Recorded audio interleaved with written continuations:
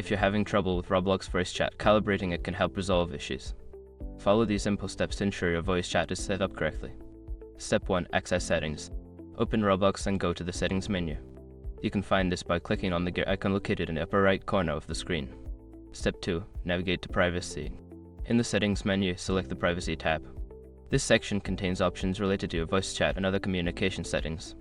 Step 3. Enable voice chat. Make sure that the voice chat feature is enabled. Look for an option that allows you to turn on voice chat and toggle it to the on position. Step 4. Adjust microphone settings. Next, check your microphone settings. Ensure that the correct microphone is selected and that the volume levels are appropriately set. You can usually find this in your device's sound settings. Step 5. Test voice chat. Finally, test the voice chat feature in a game. Join a game that supports voice chat and try speaking to see if others can hear you. If not, revisit the settings to ensure everything is configured correctly. By following these steps, you should be able to calibrate and get your Roblox voice chat working smoothly. If issues persist, consider checking for updates or consulting Roblox support for further assistance.